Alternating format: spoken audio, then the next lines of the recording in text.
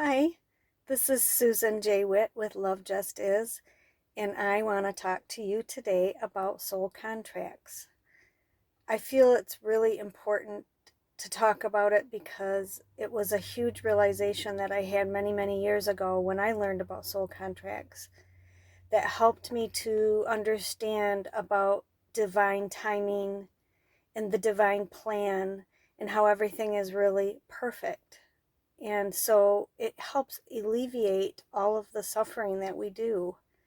And by knowing that we have a soul contract, then it explains everything. It really does. And so I just wanted to take a minute to explain to you what soul contracts are if you don't know what they are. You see, before we even come to this planet, to this earth incarnation, and first of all, the soul is eternal. It existed before you were born and it exists after you were born. It was created many, many years, millions and possibly billions of years ago. The soul has been created since the beginning of time. And you just go on living your eternal soul. And you have many, many lives. And so a soul contract is a plan that you make before you are incarnate here on earth, and you are consulted on what your soul contract is going to be. So you plan who your parents are going to be, who your siblings are going to be, the relationships that you're going to have, your experiences. Everything is planned. The major events, I guess I should say, is what is planned. And the day you are born and the day you are that you pass on are also planned. So these are the things in your lives that will not change. No matter what you do, no matter what law of attraction you are practicing, which law of attraction, by the way, is true. I mean, we do live with a universal law of vibration, and vibration matches vibration, and it's true. There are thousands of people out there now that are teaching the law of attraction, and I teach it, I talk about it all the time, but soul contracts overrule any law of attraction. For example, in your soul contract, you could say that you want to experience a tragic event. And in most cases, soul contracts, you do want to experience something that's really heavy in your life so that you can learn. And that's the whole reason why you have a soul contract and why you are coming to earth, is to learn and experience. And of course, you don't want a life of all, joy and peace and love, and because you're not going to know the depth. That's how we learn love and the feelings of love and above. How we learn about those feelings are when we have feelings that are the opposite.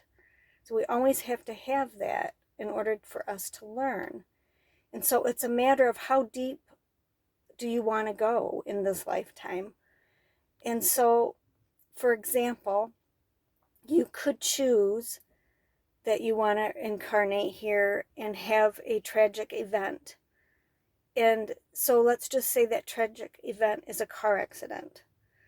So you could practice law of attraction and attract things into your life, but if you think about this, who really wants to get in a car accident? How could you manifest a car accident? There's no way that you're going to visualize and you're going to be in this vibration of encountering this tragic car accident. And the car accident could be so bad that you may never recover from it. And it not only affects you and your growth, but it affects your parents, your siblings, the people you are in relationships with. And so when you have a soul contract, you also have a soul family that you incarnate with. And you're playing out the part that also intertwines with all of these other people. And another good example of a soul contract that really helped me to understand the suffering behind that we go through here on earth is when a child, something happens to a child, or let's just say a child dies, at the age of 1 or 2, and it's so, so tragic. But that child it was part of their soul contract to come into this earth and die at an early age so that they could play out the part. And the main part of that was how it affected other people's lives, like the parents. The parent wanted to go through what it was like losing a child so that they could feel that. And I know it sounds harsh, but we have to experience these things in order to grow. The deeper we go in the depths that we go, then the higher we go in love and light. And so this is what a soul contract is. And so another thing about soul contracts and about when we are incarnating here on earth is we fall under the veil of forgetfulness. And so when we are born here on earth, we have to forget. We can't know what the plan is. And so it's divinely perfectly planned that we can't remember why we came, and that we're learning. We build our own beliefs. And in the end, when we die, that day that was planned for us, when we die, there is a review of your life.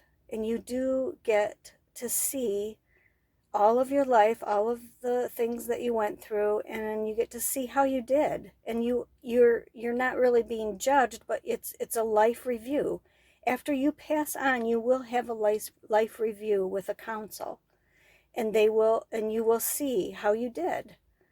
And it's all part of a learning process. It's part of the play, I guess you could say, between you and your soul family. And I hope that this explanation helps you to understand better about why we are here and why we came here and what we are supposed to experience, opposed to how we can manipulate that through the law of attraction in only small ways.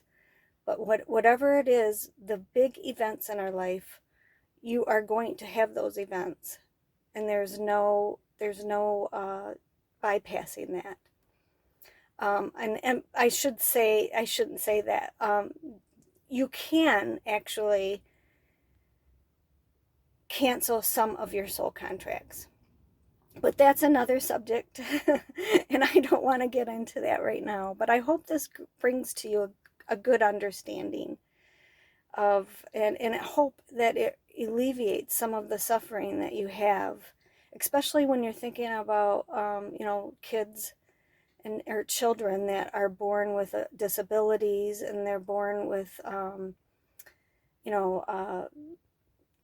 diseases that we can't control. And just know that is part of what they wanted to learn. It's part of how they came to earth and how they wanted to learn.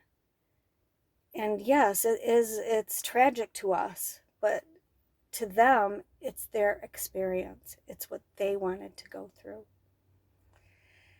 So I'm going to let you go with this information, and thank you for tuning into my channel and listening, and I wish you have the best day, and God bless. Namaste, and it be so.